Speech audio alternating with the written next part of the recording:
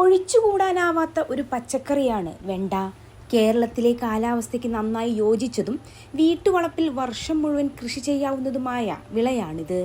പോഷകസമൃദ്ധമായ വെണ്ട ഇടവിളയായും തനിവിളയായും കൃഷി ചെയ്യാം. വർഷം മുഴുവൻ കൃഷി ചെയ്യാമെങ്കിലും വെണ്ട കൃഷിയുടെ പ്രധാന ഭീഷണിയായ മഞ്ഞളിപ്പൂ രോഗം പരത്തുന്ന വെള്ളീച്ചകൾ കുറവുള്ള മഴക്കാലമാണ് കൃഷിക്ക് ഏറ്റവും അനുയോജ്യം. 100-110 ദിവസത്തിനകം വിളവെടുപ്പ് പൂർത്തിയാകുന്നതിനാൽ വർഷത്തിൽ 3 തവണ വെണ്ട കൃഷി ചെയ്യാം. വേനൽക്കാല കൃഷിയിൽ ധാരാളം രോഗകീടബാധകൾ കണ്ടുവരുന്നതിനാൽ നടീൽ സമയം ക്രമീകരിച്ച് കൃഷി ചെയ്താൽ അവയെ ഫലപ്രദമായി നിയന്ത്രിക്കാം. നല്ല നീർവാർച്ചയുള്ള മണ്ണ്, സൂര്യപ്രകാശം, ജലസേചന സൗകര്യം എന്നിവയുള്ള സ്ഥലങ്ങൾ വെണ്ട കൃഷിക്ക് അനുയോജ്യമാണ്. മണ്ണിന്റെ ഘടനയനുസരിച്ച് കുഴികളോ ചാലുകളോ എടുത്ത് വിത്ത് നടാവുന്നതാണ്. വർഷകാലത്ത് ചെടികൾ തഴച്ചു വളരുന്നതിനാൽ കൂടുതൽ അകലം നൽകണം. ജൂൺ-ജൂലൈ മാസങ്ങളിൽ ആരംഭിക്കുന്ന വെണ്ട കൃഷിയാണ് ഏറ്റവും നല്ല വിളവ് നൽകുന്നത്.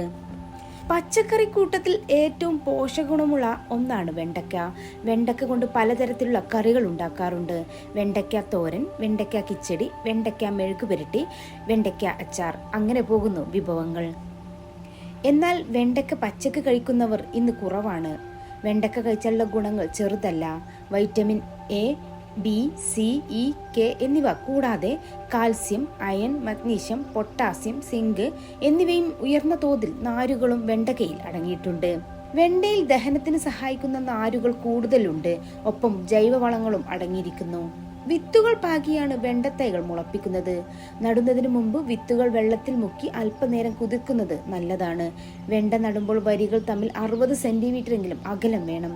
തൈകൾ തമ്മിൽ 50 സെന്റിമീറ്ററെങ്കിലും അകലത്തിൽ നടുവാൻ ശ്രദ്ധിക്കണം. ഒരു സെന്ററിലേക്ക് 30 മുതൽ 35 ഗ്രാം വരെ വിത്ത് ആവശ്യമാണ്. മഴക്കാലത്ത് വിത്ത് നേരിട്ട് പാകുന്നതിനേക്കാൾ നല്ലത് മുളപ്പിച്ചു നടുന്നതാണ്. മെയ് പകുതിയിൽ തന്നെ വിത്തുകൾ തയ്യാറാണെങ്കിൽ ഉപകാരപ്പെടും. കൃഷിഭവനിൽ നിന്നോ മറ്റ് അംഗീകൃത സ്ഥാപനങ്ങളിൽ നിന്നോ തൈകളും വിത്തുകളും വാങ്ങാം. വാരങ്ങളിലും തടങ്ങളിലും ഗ്രോ ബാഗുകളും കൃഷി ചെയ്യാം. കൃഷി ചെയ്യാൻ ഉദ്ദേശിക്കുന്ന സ്ഥലം നന്നായി കിളച്ച് മറിച്ച് കളകൾ മാറ്റണം. വെള്ളം കെട്ടി നിൽക്കാതെ നോക്കണം. വാരകളിലാണ് നടുന്നതെങ്കിൽ ചെടികൾ തമ്മിൽ 45 സെന്റിമീറ്ററും വരികൾ തമ്മിൽ 60 സെന്റിമീറ്ററും അകലം വേണം. ഒരു സെന്ററിൽ 150 തൈകൾ നടാം. 1 ഗ്രാം സൂട്ടോമോണസ് വിത്തുമായി കലർത്തി വിത്ത് പരിചരണം നടത്തുന്നത് രോഗപ്രതിരോധ ശേഷിക്ക് നല്ലതാണ്.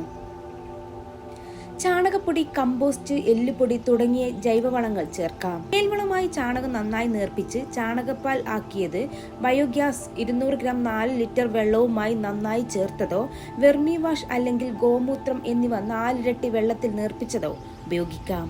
കൂടാതെ കലർപ്പില്ലാത്ത കടലപ്പിണ്ണാക്ക് 200 ഗ്രാം 4 ലിറ്റർ വെള്ളത്തിൽ ഒരു പ്ലാസ്റ്റിക് വീപ്പയിൽ കുതിർത്തി വെച്ച് അതും ഉപയോഗിക്കാം.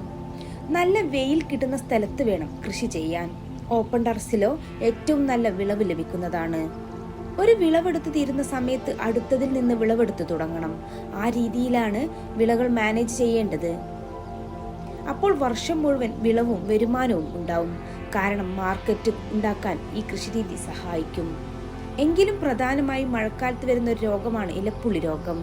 ഇലകളുടെ അടിയിൽ കറുത്ത പുള്ളിക്കുത്തുകൾ വരികയും ക്രമേണ ഇല കരിഞ്ഞു പോവുകയും ചെയ്യും. ഇത് വന്നാൽ വിളവിൽ 30-40% ഇടിവ് സംഭവിക്കും. ഈ ഫംഗൽ രോഗം വരാതിരിക്കാൻ സൂട്ടോമോണസ് 15 ദിവസം കൂടുമ്പോൾ ഇലയുടെ അടിയിൽ സ്പ്രേ ചെയ്തു കൊടുക്കുക. വിത്ത് മുളച്ച് 4 ആഴ്ചയ്ക്ക് ശേഷം 5-10 ഗ്രാം എല്ലുപൊടി തടത്തിൽ ചേർത്താൽ വെണ്ടച്ചെടികൾ കരുത്തോടെ വളരും. ജൈവവളങ്ങൾ 10 ദിവസം കൂടുമ്പോൾ മാറി മാറി ഇടുന്നത് നല്ലതാണ്.